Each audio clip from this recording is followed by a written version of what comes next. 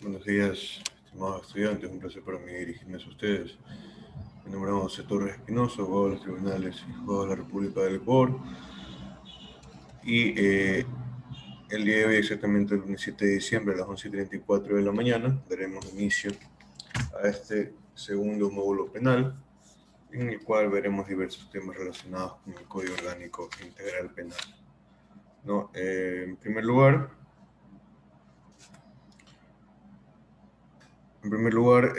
quisiera recordarles que las directrices serán las mismas que las del primer módulo, es decir, el 100% de la nota corresponderá netamente al examen y las asistencias y deberes se constituirán como una nota plus en el caso de salir mal la nota del examen, que constituye el 100% como ya lo manifesté. Y en sí, esta asistencia o estos deberes pueden constituir también una nota de 1.5 o de 2 puntos adicionales, ¿no? En el caso de sacar nota baja en la evaluación. Ahora, empezaremos entonces con el libro 2 del Código Orgánico Integral Penal, que en su título 1 trata acerca de la jurisdicción y la competencia. A manera de premisa, citaremos definiciones previstas en el Diccionario Jurídico de Guillermo Cabanelas, ¿no? Quien menciona que la palabra jurisdicción proviene del vocablo jus y dicere, que significa en sí aplicar o declarar el derecho, ¿no? Por lo que podemos manifestar que el mismo autor la define como la potestad de conocer y fallar en asuntos civiles, criminales o de otra naturaleza según las disposiciones legales o el arbitrio concedido, ¿no? Por los órganos jurisdiccionales, en este caso por la organización que da la función judicial. Analizando otro punto de vista doctrinal, el jurisconsulto colombiano Hernando Davis Echandía, en su compendio de Derecho Procesal, Teoría General del Proceso, manifiesta que la jurisdicción se constituye mediante dos enfoques, o tiene dos vertientes específicas. La primera en sentido amplio que se constituye como la función de la fuente formal del derecho, es decir, que determina la vinculatoriedad del comportamiento de los ciudadanos y de los poderes del Estado o comunidad, estableciendo reglas para la organización social y particular. Y en sentido estricto, como es la función pública de administrar justicia emanada de la soberanía del Estado y ejercida por un órgano especial. Tenemos entonces el sentido general, la de crear una especie de coacción con la posibilidad de coacción en el caso de que se violen las normas o que se contravengan las normas penales en este caso. Y tenemos en sentido estricto lo que es la función pública del Ministerio de Justicia, ¿no? Respecto a los artículos 398 y 399 del Código Orgánico Integral Penal, manifiesta que los jueces penales tienen la potestad pública de juzgar y ejecutar los juzgados respecto a infracciones penales cometidas en territorio nacional. Asimismo, estos artículos citan las disposiciones del Código Orgánico de la Función Judicial, se adhieren a estas disposiciones, expresamente lo determina el COIP en sus artículos 398 y 399, por lo cual será necesario también citar el artículo 7 del Código Orgánico de la Función Judicial, que establece el principio conjunto de legalidad, jurisdicción y competencia, determinando expresamente lo siguiente: la jurisdicción y la competencia nacen de la Constitución y la ley. Solo podrán ejercer la potestad jurisdiccional los jueces y juezas nombrados de conformidad con sus preceptos, con la intervención directa de fiscales y defensores públicos en el ámbito de sus funciones, ¿no? Entonces, a manera de retroalimentación, mencionamos que las personas que tienen la potestad jurisdiccional son los jueces, netamente. Sin embargo, este funcionario judicial solo podrá ejercer la jurisdicción desde el momento que recibe la investidura. ¿Qué significa la investidura? Es decir, desde que recibe su nombramiento y su posesión. Hay que tomar en cuenta que una persona puede ser nombrada juez, pero si no se posesiona, no adquiere la jurisdicción. Para esto es necesaria la confirmación del nombramiento previo a la posesión, ya que el empleo exige condiciones y requisitos de idoneidad, ¿no? Lógicamente, la revisión del cumplimiento de estos requisitos y posteriormente entrar al empleo o ejercer funciones. Solamente así podrá considerarse que una persona pueda tener jurisdicción o potestad pública de juzgar, ¿no? Asimismo entendemos entonces que la jurisdicción nace por el nombramiento efectuado conforme a la Constitución y la ley, y que su ejercicio empieza en el momento en que la jueza o juez tiene posesión de su función y entra a su servicio efectivo, por ser una especie de resumen de todo lo manifestado anteriormente, ¿no? Las funciones del juez continuarán hasta el día en que su sucesor entre al ejercicio efectivo del cargo. Todo lo recién mencionado tiene su base legal en el artículo 152 del Código Orgánico de la Función Judicial. Respecto al ámbito de la potestad jurisdiccional, es decir, hacia quién puede dirigirse la aplicación de la jurisdicción, se encuentra delimitado en el artículo 400 del Código Orgánico Integral Penal. Vamos a repasar este artículo 400 del Código Orgánico Integral Penal. En primer lugar, manifiesta que puede ser dirigido o se encuentran sujetos a la jurisdicción penal ecuatoriana los ecuatorianos, es decir, aquellas personas con un vínculo jurídico, político, denominado nacionalidad, obtenido por el nacimiento o la naturalización. Pueden ser los ecuatorianos, así como pueden ser los extranjeros que cometen una infracción penal, llámese delito, llámese contravenciones en territorio ecuatoriano. También serán susceptibles a la jurisdicción penal el presidente o agentes diplomáticos y sus familias o comitivas que cometan cualquier tipo de infracción en territorio extranjero, ¿no? Igual disposición se aplica a los cónsules ecuatorianos, ya que todos los mencionados en sus funciones, de una u otra manera, se encuentran representando al Estado, representando a la República Ecuatoriana. También existirá la coerción penal en contra de los ecuatorianos y extranjeros a bordo de naves aéreas o marítimas de bandera ecuatoriana, ya sea en el mar territorial ecuatoriano o en el mar territorial extranjero, ¿no? En estos casos, en virtud del artículo 37 del Código de Policía Marítima, cuando el buque llegue a puerto, el capitán de puerto, es decir, aquella autoridad marítima en cada puerto habilitado, podrá, previa notificación hecha al capitán de la nave, capturar, desembarcar y poner a disposición del juez penal al supuesto infractor, ¿no? Esto referente a los delitos cometidos a bordo de naves aéreas o marítimas de bandera ecuatoriana, ¿no? Respecto a los delitos contra la humanidad, como pueden ser varios, como genocidio, etnocidio, exterminio, esclavitud, deportación o traslado forzoso de población, desaparición forzada, ejecución extrajudicial, persecución apartheid, agresión, delitos de lesa humanidad. Estos podrían someterse a la potestad jurisdiccional ecuatoriana, como también a la potestad jurisdiccional de otros países, ¿no? Podrán ser investigados y juzgados en la República del Ecuador, siempre y cuando no haya sido juzgados en otro estado o por tribunales o por cortes penales internacionales de conformidad con lo establecido en la normativa ecuatoriana y en los tratados internacionales de derechos humanos en virtud de los principios de jurisdicción universal en non bis in idem, y a lo mencionado en el artículo 401 del Código Orgánico Integral Penal. Entendemos entonces la jurisdicción universal en los casos de delitos de lesa humanidad.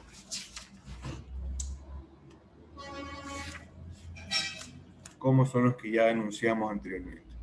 Para concluir el tema de la jurisdicción en el COIP, citaremos los artículos 153 y el 154 del Código Orgánico de la Función Judicial referente a la suspensión y a la pérdida de la jurisdicción. La jurisdicción se podrá suspender por tres motivos, ¿no? Recordando que las disposiciones del Código Orgánico de la Función Judicial son supletorias al COIP y el COIP le cede, en este caso, o se adhiere a las disposiciones del Código Orgánico de la Función Judicial. Por tal motivo, tenemos o estamos citando estas disposiciones del Código Orgánico de la Función Judicial. Se puede suspender la jurisdicción por tres motivos. En primer lugar, por haberse dictado acto de llamamiento a juicio penal en su contra, ¿no?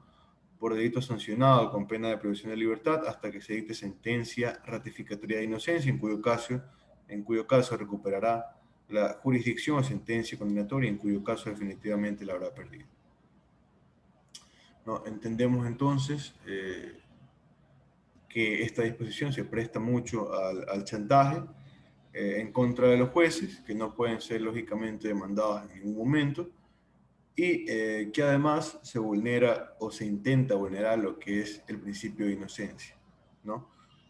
Ya que se lo saca del cargo, se lo suspende del cargo a los jueces inmediatamente cuando tienen una demanda, ¿no? Segunda causa o segunda causal de suspensión de jurisdicción por licencia, ¿no? Esto, lógicamente, es acorde a las disposiciones del juez, ¿no? Desde que se lo obtiene hasta que se termina la licencia más conocida, es la licencia por paternidad o maternidad, por ejemplo. Tenemos que la jueza o juez podrá recobrar su jurisdicción renunciando a su licencia en cualquier tiempo, ¿no? Ya cumplido los plazos establecidos por la normativa pertinente, ¿no?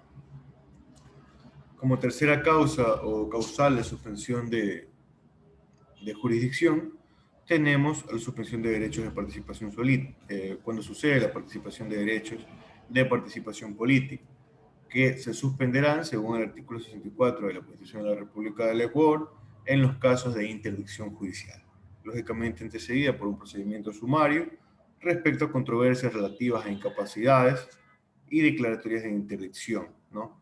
Este proceso sumario por este tipo de procesos, o denominados como controversias relativas a incapacidades y declaratorias de interdicción. Puede ser dirigida a los casos de ebrios constitucionarios, toxicómanos, sordomudos, dementes, disipadores o personas en quiebras o insolventes. Todas estas personas pueden ser, mediante vía sumaria, considerados como interdictos. Respecto a estas causales de interdicción, no se aplicará la suspensión del goce de los derechos políticos en casos de insolvencia o quiebra que no haya sido declarada como fraudulenta, ¿no? El artículo 64 de la Constitución de la República del Ecuador también menciona que se suspenderán derechos políticos cuando existe una sentencia ejecutoriada que condene a pena privativa de libertad, mientras esta subsista, lógicamente, esto respecto a la suspensión de jurisdicción. Ahora, respecto a la pérdida de la jurisdicción, tenemos el artículo 154 del Código Único de la Función Judicial que manifiesta que puede darse la pérdida de la jurisdicción por cinco circunstancias bien establecidas. En primer lugar, tenemos que puede ser por muerte. Segunda, por renuncia de su cargo desde que la misma es aceptada. Tercero, por haber incurrido el tiempo para el cual fue nombrado hasta el día en el cual su sucesor entre en el ejercicio efectivo del cargo. Puede extenderse un poco, es lo que quiere decir, por posesión en otro cargo público, por remoción o destitución, ¿no?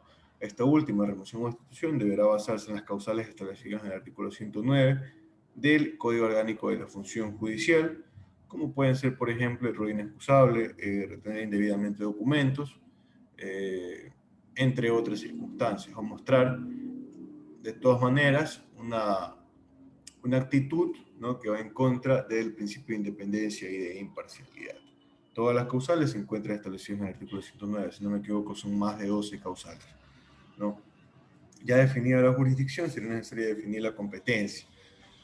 Para grandes doctrinarios como son Eduardo Couture, la competencia es la medida de la jurisdicción asignada a un órgano del Poder Judicial, a efecto de la determinación genérica de los asuntos en que es llamado a conocer, por razón de la materia, de la cantidad y del lugar, ¿no? Según el artículo 402 del Código Único Integral Penal, la competencia se regirá a las reglas mencionadas por el Código Único de la Función Judicial, específicamente su artículo 156, que dispone que la competencia es la medida dentro de la cual la potestad jurisdiccional está distribuida entre las diversas cortes, tribunales y juzgados en razón de las personas, del territorio, de la materia y de los grados, ¿no?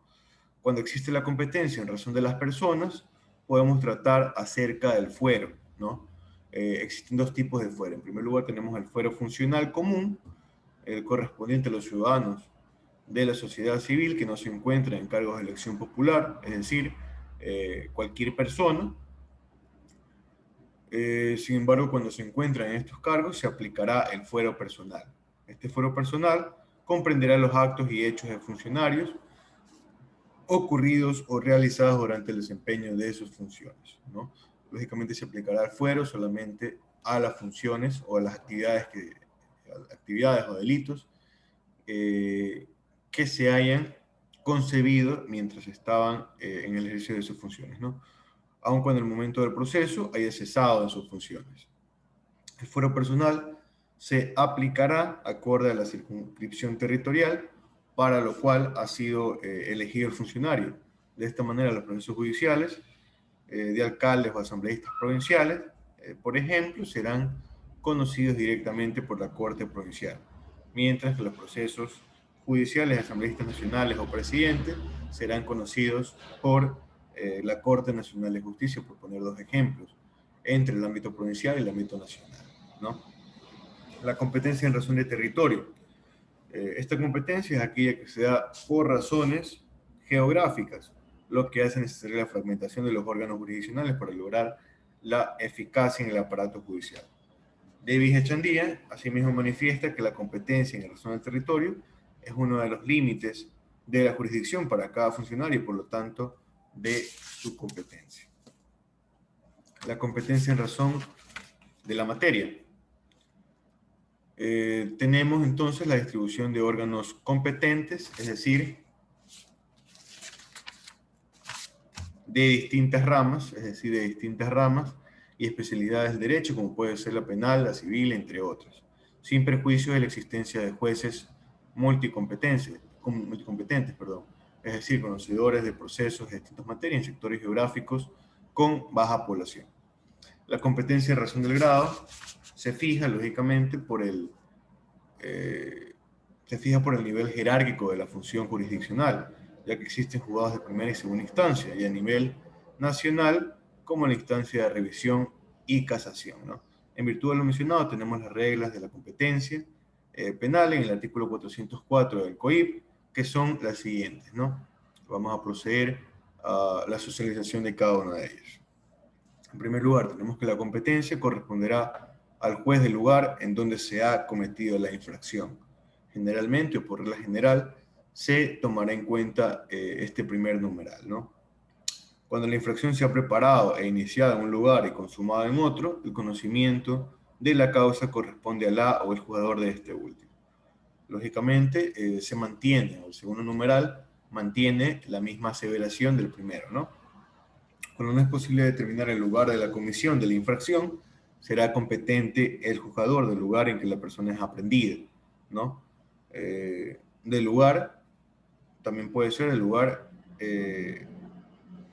del domicilio de la persona procesada, o como tercera opción, en el caso de que no se conozca el domicilio de la persona procesada, en la capital de la República del Ecuador. Entonces entendemos que podrá ser en la capital de la República del Ecuador cuando no se ha aprendido a la persona y no se conoce su domicilio, ¿no? Computándose un perfecto caso de un cumplimiento o cumplimiento de competencia concurrente, ¿no?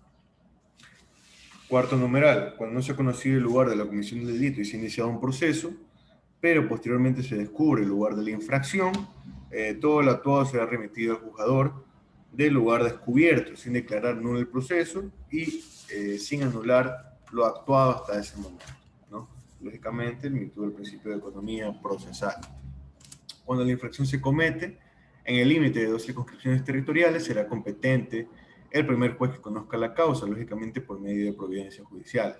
En el caso de que se presenten escritos, haciendo conocer al juez al mismo tiempo o en un tiempo relativamente igual, ambos jueces, será competencia del juez que emite una providencia primero, ¿no?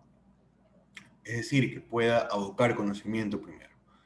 Ahora, sexto numeral, cuando la infracción se comete en el extranjero y por ende se produce una deportación, el competente será el juez del lugar donde llegue el procesado, ordenándose su inmediata aprehensión. Entonces, esta persona será deportada, y ya sea que llegue a Guayaquil, ya sea que llegue a Quito, etc., en ese lugar, en el aeropuerto, será inmediatamente aprehendida y llevada ante el juez, ¿no? Y este juez será competente, ¿no? En el numeral 7 y 8 Número 7 y 8 tenemos cuando en un grupo de personas procesadas existe una persona con fuero, se procesará, perdón, a las personas en su totalidad, aunque sea una con fuero, se procesará a todo el grupo con este fuero, como si todos tuvieran este fuero, ya sea provincial o ya sea nacional, ¿no? Número 9, tenemos que si en un mismo grupo de personas hay personas con fuero provincial y personas con fuero de Corte Nacional de Justicia, la Corte Nacional de Justicia se encargará de procesar a todas las personas, a todo este grupo de personas, ¿no? Cuando sea lógicamente correspondientes a un mismo delito, ¿no? Si las personas están sometidas a distintas cortes provinciales, será competente la que previno en el conocimiento del proceso, ¿no? Distintas cortes provinciales, como por ejemplo, alcaldes o asambleístas de distintas circunscripciones, uno de Guayaquil y uno de Manabí. Entonces, la circunscripción territorial que conozca primero este proceso judicial, lógicamente será la competente para llevarlas a su fuero, por competencia concurrente, obviamente. En los casos de violencia contra la mujer o miembros del núcleo familiar, no se reconocerá ningún tipo de fuero, no se aplicará el fuero.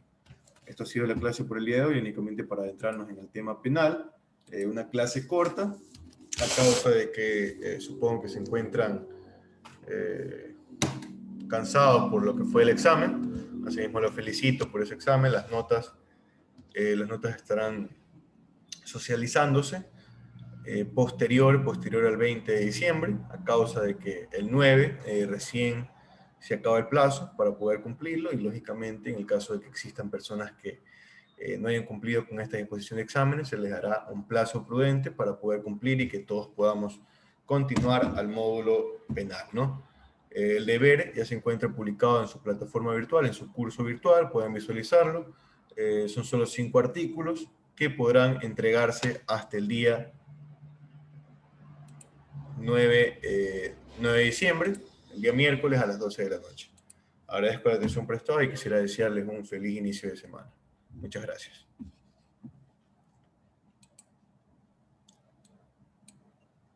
Gracias. Igualmente, gracias. Gracias. Gracias, doctor. Muchas gracias, Edson. Hasta luego.